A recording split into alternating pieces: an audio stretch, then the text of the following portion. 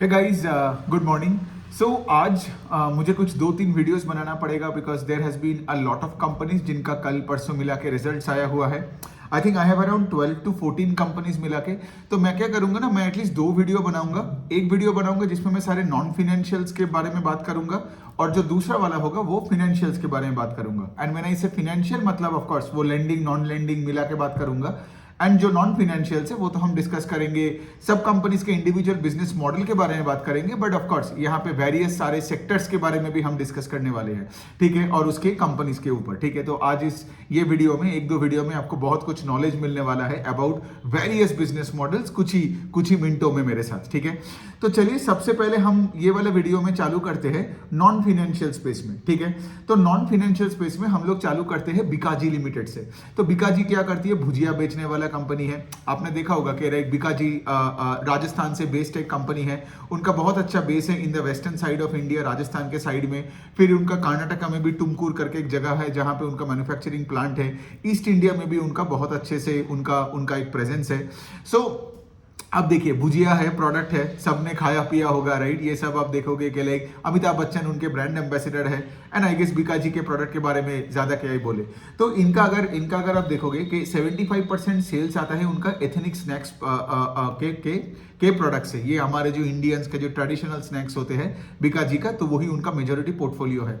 बाकी इनका जो पार्ट है, एक है उनका वेस्टर्न स्नैक्स और तीसरा है उनका जो पैकेज स्वीट्स। अब वो दोनों है नया वाले सेगमेंट से, ठीक है, और वो दोनों segments are growing at a faster pace than the ethnic snacks segment. But ethnic snacks is, as I said, like 75% of sales. तो इनका अगर आप नंबर्स देखोगे तो नंबर्स इनका बहुत ही कंसिस्टेंट आता, एक ग्रोथ फिगर्स आता है उनका। तो इस बार भी उनका Q1 में सेल्स ग्रू 18% के आसपास। और कंपनी का जब अब ऑफ कोर्स अब आपका अगर सेल्स 18-20% से ग्रो करता रह रहा है, मतलब ये आपका डिस्ट्रीब्यूशन लेड ग्रोथ होता है। बिकॉज आपने देखा होगा कि लाइक ये जो बिकाजी का जो भुजिया वगैरह होता है, इनका बहुत अनऑर्गेनाइज में भी कंपटीशन होते हैं। तो बिकाजी को कॉन्स्टेंटली अपने टच पॉइंट्स बढ़ाना पड़ रहा है, नया नया जगह में जाना पड़ रहा है, अपने अपने अपने अपने डिस्ट्रीब्यूशन पॉइंट्स को बढ़ा रहे हैं। And as a result of which उनके सेल्स आप देखोगे कि बिटवीन 15 and 20% से कॉन्सिस्टेंटली आता है, ठीक है। दूसरे साइड से इनका इनका अपने बिजनेस को जितना भी बढ़ा रहे हैं, इनके कॉस्ट के ऊपर भी कंट्रोल बहुत तगड़ा है। As a result of which you would see कि इनको ऑपरेटिंग लेवरेज मिलता है। सो इनका जो प्रॉफिट आफ्टर टैक्स का नंबर है दैट इज अराउंड 40% के आसपास। यहाँ पे एक बात मैं बोलना चाहता हूँ कि लाइक आप देखोगे गवर्नमेंट का एक चीज है जिसको बोलते हैं हम PLI scheme, right. So basically पिछले क्वार्टर में Q4 में बिकाजी को कुछ PLI इनकम जो गवर्नमेंट से कुछ पैसा मिला था, जो उनका इनकम को बढ़ा दिया था। So as a result of which अगर आप बिकाजी का Q4 से लेके ये Q1 का नंबर को कंपेयर करोगे तो आपको दिखेगा कि लाइक पैट डिग्री 50-60%। बट इसका मतलब ये नहीं कि बिजनेस में कोई प्रॉब्लम है, it's because the PLI income was a one time effect, ठीक है। ये हो गई बात। अब देखिए, बात यहां पे आता है कि जैसे मैंने बताया पिछले 2 साल से मैं देख रहा हूं, बिकाजी को ट्रैक कर रहा हूं, बिटवीन 15 and 20% का वो ग्रोथ का इंजन है।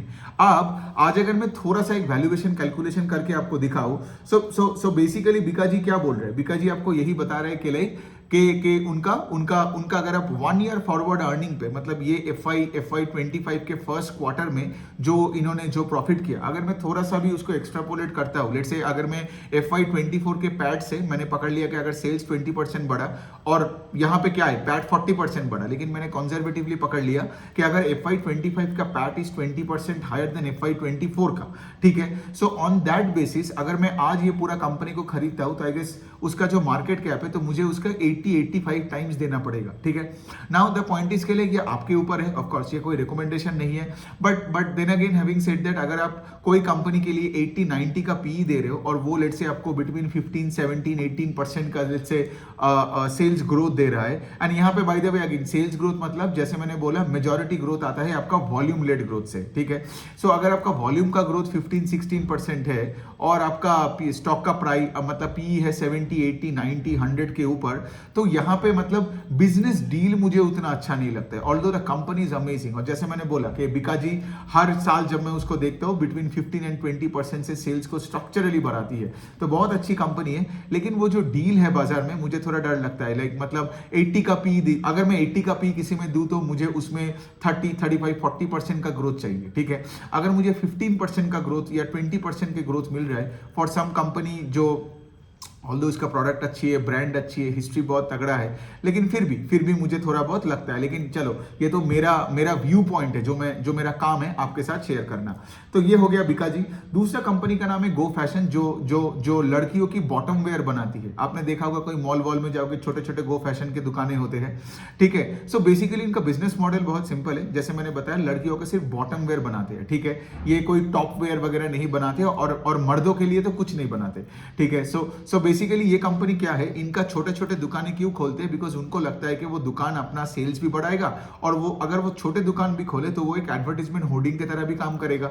तो यही मेंटालिटी से कंपनी अपने आप को स्केल कर रहा है, ठीक है। तो इनका भी अगर मैं नंबर्स बताऊं ना, तो ये लोग कोविड में अच्छा खासा इनको प्रॉब्लम्स हुआ था। मतलब कोविड नहीं, सॉरी, ये जो इन्फ्लेशनरी जो वोज आया था इन FY22 के बाद से, बिकॉज क्या हुआ था ना, इनका सारे सेम स्टोर सेल्स ग्रोथ घट गया। मतलब जो एग्जिस्टिंग इनके जो दुकान थे, इनमें कोई ग्रोथ आ नहीं रहा था। तो as a result of which इनका ओवरऑल सेल्स ग्रोथ आ रहा था सिर्फ नया दुकानें खोल के, ठीक है। तो इनका SSSG जो बोलते हैं वो नेगेटिव हो गया था। लेकिन अभी हम धीरे धीरे देख रहे हैं, बिकॉज अभी आप देखोगे कि लाइक ये इन्फ्लेशनरी प्रेशर धीरे धीरे करके जा रहा है। तो अभी मैनेजमेंट का कहना है कि अभी सेम स्टोर सेल्स ग्रोथ अभी माइनस से पॉजिटिव में आने का धीरे धीरे करके आ रहा है, ठीक है। तो लेकिन हैविंग सेड ऑल दैट, ये कंपनी का अगर आप पिछले 1-1.5 साल से देखोगे ना, ये अगेन वही आपको 15-16% का ग्रोथ देता है। इस क्वार्टर में भी Q1 ओवर Q1 में द सेल्स ग्रू अराउंड 16% के आसपास, और इनका कोई ऑपरेटिंग लेवरेज भी नहीं है। बिकॉज इनका क्या है ना कि देखिए, अगर इन्फ्लेशनरी प्रेशर की वजह से फुटफॉल में प्रेशर आ रहा है, दूसरे साइड तो ये Q1 में आपको ये भी देखना पड़ेगा कि बहुत कंपनीज ये जो हीट वेव के वजह से, इलेक्शन के वजह से भी फुटफॉल इफेक्ट हुआ। तो इनके भी हुआ because of the heat wave. लोग उतना घर से बाहर नहीं जा पाया, इनके दुकानों में जाके मतलब शॉपिंग नहीं कर पाया। तो ये सब रीजन के वजह से इनका सेल्स ग्रोथ उतना कुछ खास नहीं है। 16% 15% के आसपास इनका सेल्स ग्रोथ होता है। और अगेन अगर मैं वही वैल्यूएशन के पैरामीटर से आगे जाके देखूं, राइट, मतलब इनका जो भी FY24 मतलब FY24 का जो भी इनका प्रॉफिट्स था, उसका भी आप 10% 20% का, क्योंकि देखिए यहाँ पे इनका पैट ग्रीव ओनली 9%। तो FY24 का पैट को अगर मैं 9-10% के लेवल से करके थोड़ा सा भी एक्स्ट्रापोलेट करके देखता हूँ, तो वही इसका स्टॉक का 70-80 का पीई होता है। तो अगेन क्या मैं एक ऐसे कंपनी को 70-80 का पीई दूं जिसका sales growth is 15% and PAT growth is 9%, right. थोड़ा सा मुश्किल लगता है यहाँ भी। अगेन देखिए, कोई रिकमेंडेशन नहीं है ना बिकाजी का। मैं ये भी नहीं बोल रहा हूँ कि मैंने ये बोला तो ये कंपनीज पैसा नहीं बनाएगा, ऐसा नहीं है, क्योंकि हमें कंपनीज को ट्रैक करनी है। मैं सिर्फ आपको दिखा रहा हूं कि लाइक से फॉर एग्जांपल के वैल्यूएशन को कैलकुलेट भी कैसे आप दिमाग से कर सकते हो, बिकॉज चेंजिंग बिजनेस एनवायरनमेंट के अनुसार, राइट, आप देख सकते हो कि लाइक आपको कितने टाइम्स पूरा कंपनी मिल रहा है, उसके अनुसार आप एक बेट ले सकते हो। लेकिन मेरा एक ही चीज कहना है कि लाइक अगर जैसे मैंने बोला, राइट, अगर मुझे 10-15-18% का कोई ग्रोथ का इंजन चाहिए, तो मैं उसको तो 20-25 के ऊपर का पी नहीं दूंगा, है ना। और वो भी मैं ज्यादा करके ही बोला, अगर मुझे 50-70 का पी देना है तो मैं वैसे कंपनी को दूंगा ना जो एक छोटे बेस से चालू होता है और वो 40-50% से ग्रो कर रहा है, राइट। वैसे कंपनीज है इंडिया में बहुत है, अगर आप ध्यान से ढूंढोगे तो बहुत कंपनीज मिलेगा। और वही कंपनीज का अगर स्टॉक का पी अगर 100 भी है ना, तो 100 का पी भी पैसा बनाता है। लेकिन ऐसे कंपनीज ना जिसका लेट से 60-70 का पी है, या फिर फॉर एग्जाम्पल आपका जब IPO आया था, वो IPO में से फॉर एग्जाम्पल वो बहुत हाई पी में कंपनी आया, और उसके बाद अगर लेट से कोई 100 का पी में कोई कंपनी लेट से 7-8% से या 10-12% से सेल्स ग्रो कर रहे हैं, तो उसका स्टॉक चलता नहीं है।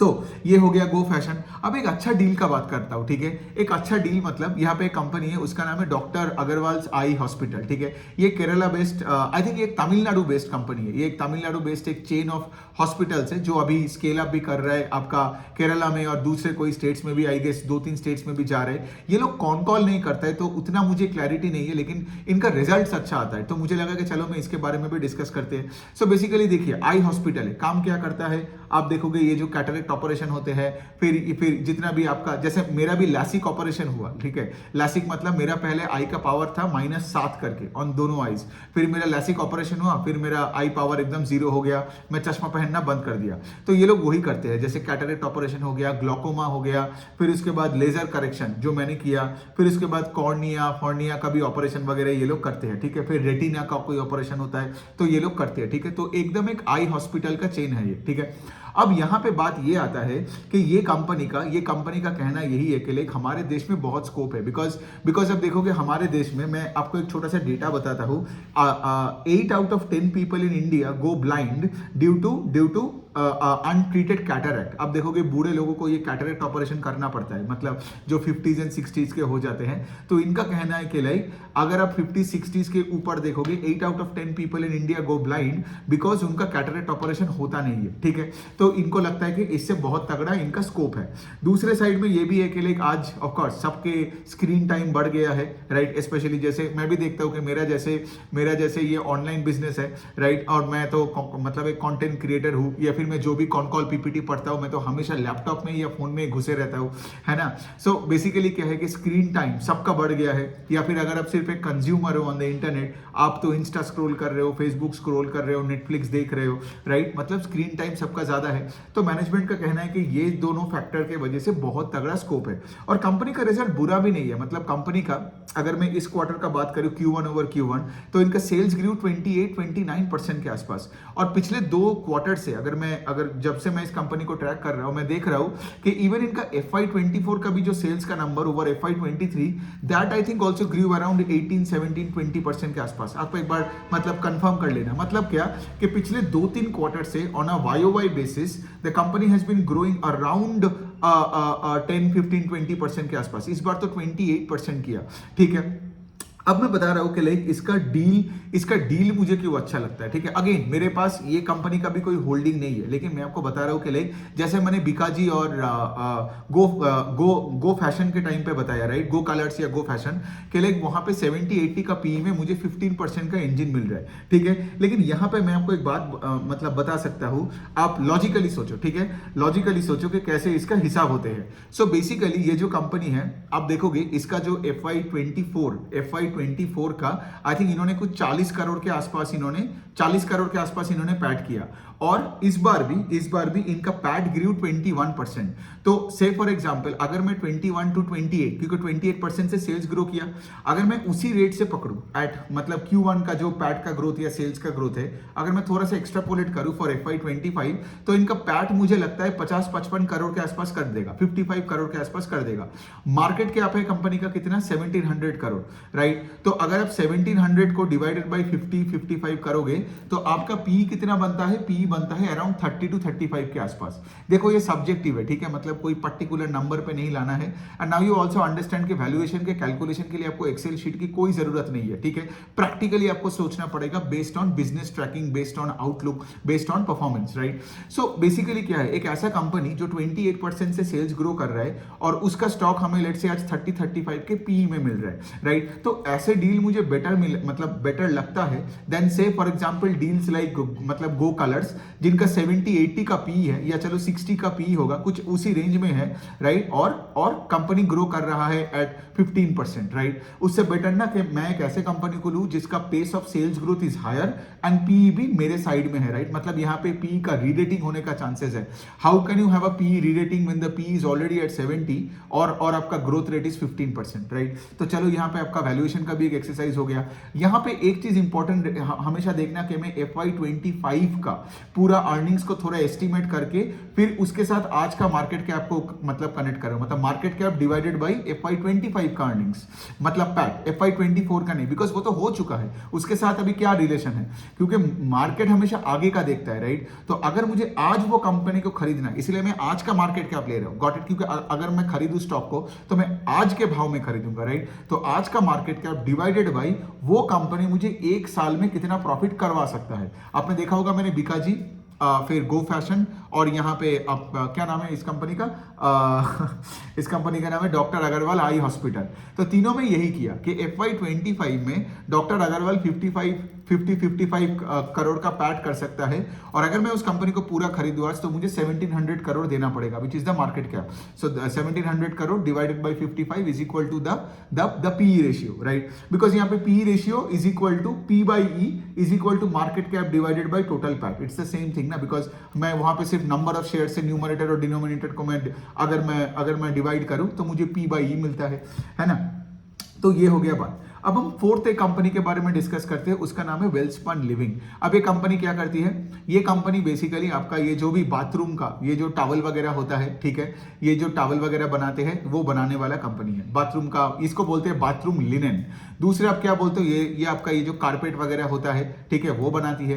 तीसरा चीज है आपका बेड लिनेन बनाती है, मतलब ये बेड कवर हो गया, फिर आपका पिलो केस वगैरह हो गया, ये सब कुछ बनाता है। तो वेलस्पन लिविंग बेसिकली आज भी if you look at the model around 90% of the sales आता है बाहर के बाजार से, एक्सपोर्ट से। और ये क्या करता है, आज आप देखोगे यूएस में जितना भी वॉलमार्ट, कॉस्टको, फिर आपका यूके में भी जितने बड़े बड़े जो भी रिटेल चेन्स है, ठीक है, उन सबको सप्लाई करता है मतलब bath linen and bedroom and bedroom नहीं, मतलब आपका बेड लिनेन, गॉट इट, मतलब टॉवल्स वगैरह। ये लोग बात आई थिंक इनका बाथरूम का पोर्टफोलियो ही सबसे, मतलब बाथरूम लिनेन का पोर्टफोलियो ही सबसे तगड़ा है, फॉलोड बाय फ्लोरिंग का जो कारपेट वगैरह है, and then of course the bed linens like pillow विलो हो गया, ठीक है। अब देखोगे इनका मॉडल क्या है, ये एक B2B मॉडल है ना, मतलब जैसे कॉस्टको हो गया, वॉलमार्ट हो गया, उनका ये सब bath towels and all that. फिर आप देखोगे यूएस में जो लोग जो बीच में जाते हैं, ठीक है, बीच में जाते हैं सर्फिंग करने के लिए, so they need beach towels,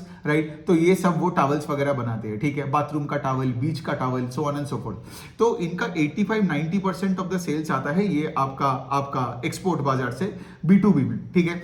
even India में भी if you go to shopper stop देखोगे, डीमार्ट देखोगे, तो इनको भी सेम चीज सप्लाई करता है, ठीक है। सो मेजोरिटी वाइज में वेलस्पन लिविंग क्या है, एक B2B supplier of bathroom and bed linen, ये है ना, समझ में आ गया, सिंपल सा बिजनेस मॉडल है, ठीक है। लेकिन ये लोग इनको क्या समझ में आया कि अगर हमने अपना खुद का ब्रांड बनाया और लेट से कस्टमर्स को डायरेक्टली वो बेचा, मतलब से आपके मेरे जैसे कस्टमर्स को बेचा, तो और अपना अगर एक ब्रांड हो तो उससे क्या होगा, इनको मार्जिन ज्यादा मिलेगा।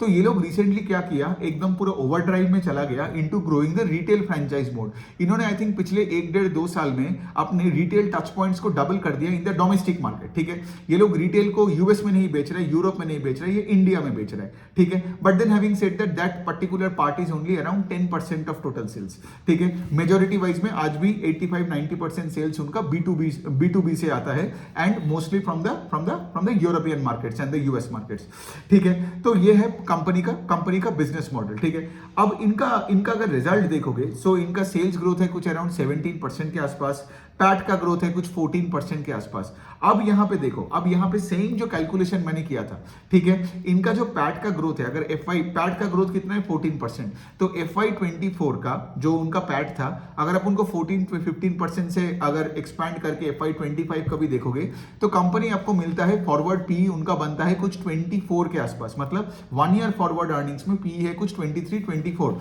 अब आप मुझे बोलोगे सस्ता दिखता है, ऑफकोर्स ये सस्ता दिखता है, लेकिन इसका सस्ता होने का एक और रीजन ये है बिकॉज कंपनी में उतना ग्रोथ नहीं है। मैं पिछले 2-4 क्वार्टर से जब से इस कंपनी को ट्रैक कर रहा हूं, इनका भी sales growth is between 15 and 20%। I think Q4 over Q4 में their sales grow I think 20-22% के आसपास। लेकिन अभी अगर आप देखोगे the pace of sales growth has come down a bit to around, कितना बोला मैंने, कुछ अराउंड 17% के आसपास, ठीक है।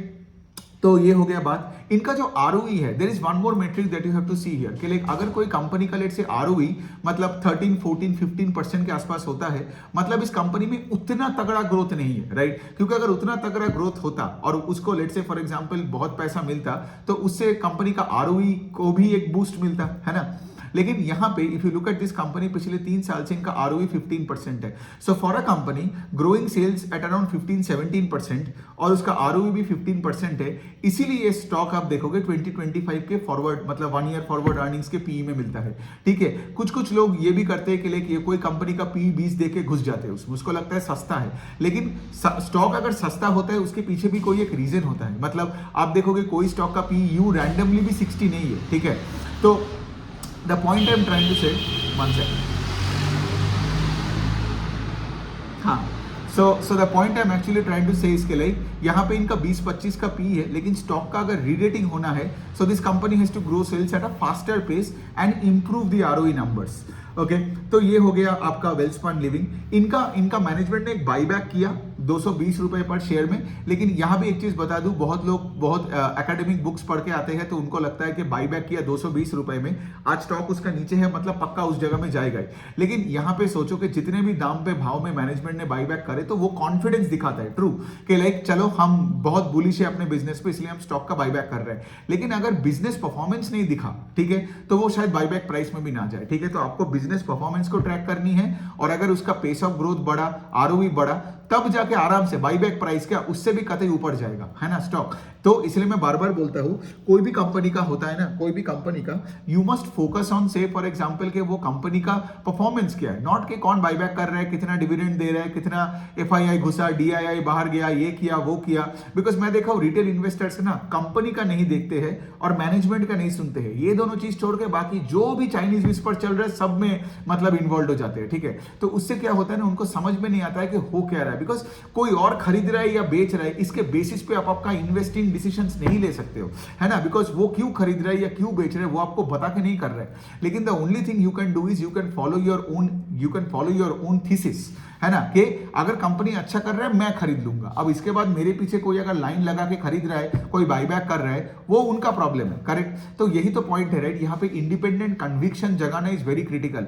मैंने ये फाइनेंशियल वर्कशॉप क्यों किया, 18 आवर्स लेके सब कुछ कवर क्यों किया, ताकि आपका इंडिपेंडेंट कन्विक्शन है, ताकि आप खुद पीपीटी कॉन कॉल पढ़ के आप कोई भी बैंक हो या नॉन बैंक हो या एसेट मैनेजमेंट कंपनी हो, आप उसको ट्रैक कर पाओ और उसमें पैसा डाल पाओ। क्योंकि पॉइंट यही है कि अगर आप दूसरों को हमेशा कॉपी पेस्ट कर रहे हो, स्क्रीनर में देख रहे हो कौन से एफआईआई है, किसने बाईबैक किया, बिकॉज कल अगर कोई स्टॉक को बेचता भी है तो आपको बोल के नहीं बेचेगा, और अगर सिचुएशन बदल जाता है उसको तो पता है ना, क्योंकि वो शायद बिजनेस को ट्रैक कर रहा है, आप नहीं ट्रैक कर रहे हो, तो क्या होगा, वो शायद कल आपको ही वो स्टॉक डंप करके निकल जाए। इसीलिए आप देखते हो ना पंप एंड डंप का फिलोसॉफी चलता है बाजार में, है ना, तो ये उसी कॉन्सेप्ट से आता है। Because a learned investor and an informed investor will always dump a stock to the unlearned investor, जो पीछे के तरफ देख के मतलब वो जिंदा है। ठीक है, मतलब यहां पे मैं यही बताता हूं कि लाइक जो से फॉर एग्जांपल जब एचडीएफसी बैंक में बड़ा पैसा बन रहा था, ठीक है, तब लोगों ने बनाया। अब जब लेट से फॉर एग्जांपल एचडीएफसी बैंक में बड़ा पैसा नहीं बन रहा है तो वही वाला लर्नेड इन्वेस्टर ने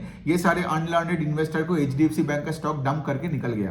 ठीक है, और लोग यहाँ पे बैठे हैं पुराने चीज देख के। तो आइए सबको समझ में आ रहा है कि यहाँ पे प्रॉब्लम क्या हो रहा है, क्योंकि जब अच्छा टाइम था, अच्छे टाइम में आप नहीं थे, जब उसका बुरा टाइम चालू हुआ इन टर्म्स ऑफ से लोन बुक का पेस ऑफ ग्रोथ घटना, निम्स घटना, ये सब कुछ होना, तो अच्छे इन्वेस्टर जो ट्रैक करते थे उनको समझ में आया, वो छोड़ के कहीं और चला गया और उनसे स्टॉक आप लेके आज बैठे हो और वैल्यू इन्वेस्टर बोलते हो। तो एनी विच वे कोई रिकमेंडेशन कोई भी स्टॉक का नहीं है, but you should understand the psyche behind buying and selling stocks.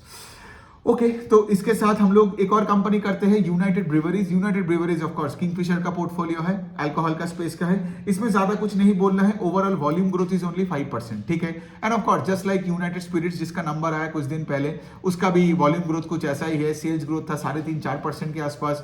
तो ये जो बड़े बड़े कंपनी से इनमें वॉल्यूम ग्रोथ नहीं आता है, सेल्स ग्रोथ उतना आता नहीं है। ठीक है, तो इसलिए ये लोग क्या करते हैं, सिर्फ मार्जिन बढ़ाने के लिए सिर्फ वो premium part of the portfolio को बढ़ा रहे हैं, जो कि हो रहा है इंडस्ट्री में। मतलब आप कोई रेडिको खैतान भी देख लो या कोई भी, अगर आप तिलक नगर इंडस्ट्रीज देख लो, कोई भी कंपनी को अगर आप देख लोगे in the alcohol space, they are all focusing on the premium portfolio, because लोग अभी कम दारू पी रहे हैं और अच्छा दारू पे फोकस कर रहे हैं। ठीक है, तो वहां पे क्या है, कंपनी का मार्जिन भी ज्यादा, इसलिए आप देखोगे आजकल के ये जो दारू के बॉटल्स है उसमें भी बहुत काम किए जा रहे हैं, राइट, पैकेजिंग पे बहुत फोकस किए जा रहे हैं, so that they can sell it even at a more premium, right. लेकिन हैविंग सेड दैट, अगर आपका सेल्स ग्रोथ नहीं हो रहा है, मतलब यहाँ पे जैसे मैंने बताया ओवरऑल वॉल्यूम ग्रोथ यूनाइटेड ब्रीवरीज का सिर्फ 5% है, 5% है, तो यहाँ पे जब आपका ऑपरेटिंग लेवरेज आ भी रहा है तो कब तक ऑपरेटिंग लेवरेज चलेगा, है ना। I need volume growth at least double digit का होना, 10-15% का वॉल्यूम ग्रोथ हो, तब जाके तो थोड़ा, जैसे फॉर एग्जांपल बीकाजी, मुझे बीकाजी यूनाइटेड स्पिरिट से क्यों अच्छा लगता है, आई नो अलग सेक्टर का है, लेकिन देखो दिमाग ऐसे चलना चाहिए।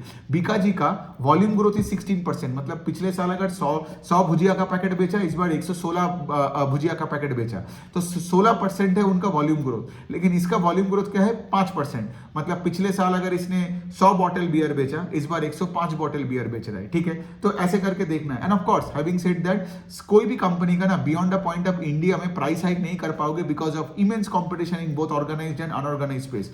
तो इससे क्या होता है ना, मैं देखता हूं इंडिया में अगर कोई रिटेल B2C का कोई कंज्यूमर कंपनीज है, मैं देखता हूं कि उसका वॉल्यूम ग्रोथ क्या है, बिकॉज वही आता है व्हेन यू एक्सपैंड डिस्ट्रीब्यूशन।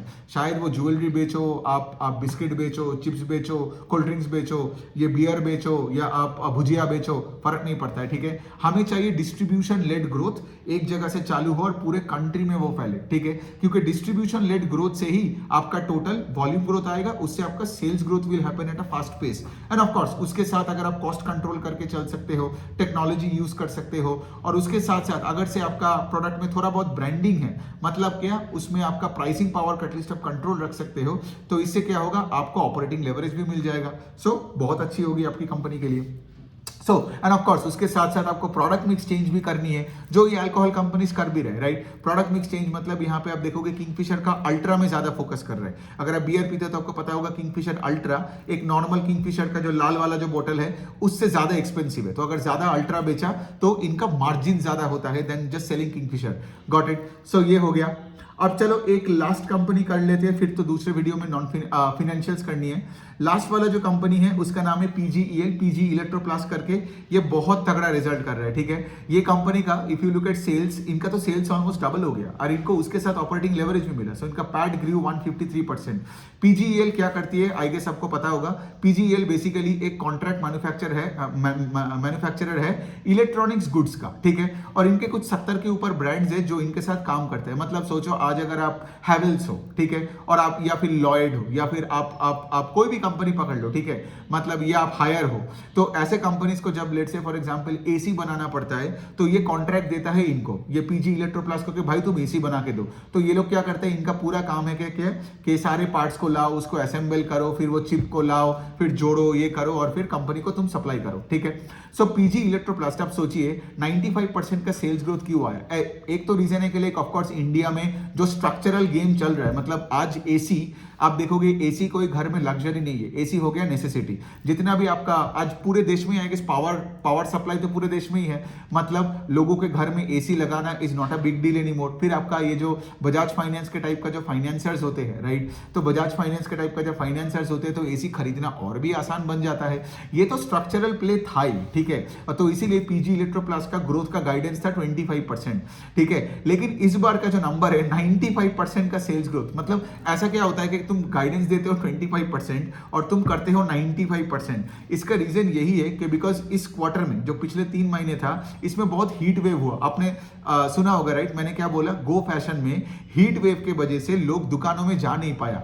दूसरे साइड में आपने देखा सेंको गोल्ड का भी सेल्स ग्रोथ का पेस घटा इस क्वार्टर में, बिकॉज अगेन हीट वेव में लोग सेंको के दुकान में जा नहीं पाया, और वो बेचारा ईस्ट इंडिया में कॉन्सेंट्रेटेड है ज्यादा, राइट। और ईस्ट इंडिया, जैसे मैं तो कलकत्ता से हूँ, सो आई नो कलकत्ता में कितना गंदी गर्मी हुआ था, मैं तो मुसौरी भाग गया था। सो हैविंग सेड दैट यहाँ पे बात क्या आती है, बात यहाँ पे आता है कि लेकिन हीट वेव में PGEL को बहुत तगड़ा फायदा आया, राइट, बिकॉज एसी का सेल्स तो तगड़ा बढ़ा ना। और ये लोग क्या करते हैं, इनका अगर पोर्टफोलियो पे देखोगे तो अराउंड 65% के ऊपर सेल्स ये लोग वो रूम एसी बनाते हैं, मतलब इंडोर यूनिट, आउटडोर यूनिट, फिर आपका ये window AC and all that. फिर इनके पास इनका एक कूलर वाला भी पोर्टफोलियो है, बट कूलर वाला पोर्टफोलियो से ज्यादा इनका एसी का पोर्टफोलियो, उसके वजह से ही इतना तगड़ा ग्रोथ आया। फिर इसके बाद PGEL का अगर बिजनेस मॉडल बताऊं तो फिर इनका टीवी का भी असेंबलिंग वगैरह करते हैं दूसरे कंपनीज के लिए, लेकिन मेन है इनका एसी। तो एसी का मार्केट चलता गया ना, तो इनका तो मतलब बहुत ही अच्छा करता रहेगा। और एक और बात यहाँ पे बोलनी है कि मैनेजमेंट ने सिंस इतना तगड़ा रिजल्ट किया, FY25 का गाइडेंस को बढ़ा दिया। पहले बोला था 25% से बढ़ेगा, अब बोल रहे हैं कि 33% से सेल्स बढ़ेगा, ठीक है। तो 33% से सेल्स बढ़ेगा, और इनका पहले था कि FY25 में इन्होंने बोला था 200 करोड़ के आसपास पैट करेगा, प्रॉफिट आफ्टर टैक्स। अभी बोल रहे 216 के आसपास आसपास प्रॉफिट आफ्टर टैक्स करेगा। तो लॉजिकली सोचो वही वैल्यूएशन का मेट्रिक लगाओ। अगर मैं 2 दिन पहले का भी बात करूं, जिस दिन नंबर्स आया था, तो उस दिन मार्केट कैप था 10,000 करोड़ और उनका जो अपडेटेड पैट है, अब यही मैं बोलने का कोशिश कर रहा हूं, देखा कि हमें गाइडेंस के पैट के अनुसार करना पड़ेगा, नॉट के FY24 या 23 में क्या हुआ वो तो हो गया।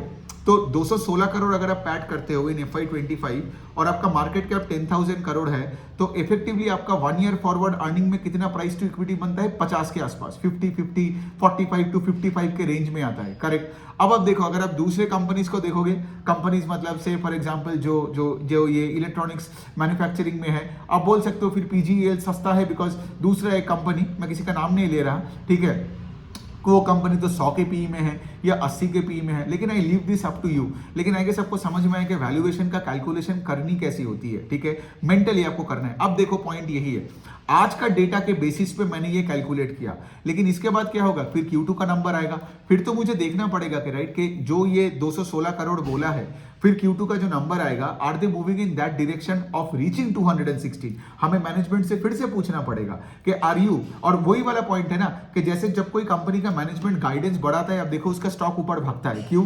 बिकॉज वही हो गया ना, वो स्टॉक और सस्ता बन जाता है। लेकिन रिटेल इन्वेस्टर को क्या लगता है ना, मेरा स्टॉक तो ऊपर चला गया, बाई प्राइस से एक्सपेंसिव हो गया, ऐसे नहीं होता है। सो बेसिकली क्या था, अगर मैं PGEL का ही बात करूं, रिजल्ट आने से 1 मिनट पहले तक भी वो स्टॉक 70-80 के पीई में था, लेकिन जब उसका रिजल्ट आया और पैट का 150% का ग्रोथ आया, तो फिर क्या हुआ, उसका जो पीई रेशियो है वो फिर से कॉन्ट्रैक्ट हो गया, है ना। तो लेकिन स्टॉक तो डबल हो गया पिछले 2 महीने में, लेकिन सोचो स्टॉक ऊपर जाने के बाद भी स्टॉक सस्ता दिखता है देन व्हाट इट वाज जब वो नीचे था। ओके, सो इस तरीके से आप देखो, तो ये हो गया PGEL। चलिए यहीं तक रखते हैं बिकॉज बहुत सारे companies, I think I covered 5 to 7 companies, बहुत सारे मॉडल्स अपने जाने, बहुत सारे वैल्यूएशन सीखे। 30 मिनट्स हो गया। अगले वीडियो में I cover 5-6 companies in the financial space, वो आपका NBFCs हो, बैंक्स हो, एंड आई गेस कुछ wealth management companies and AMC companies का भी नंबर्स है जो मेरे को आपके साथ डिस्कस करनी है। Okay, thank you so much.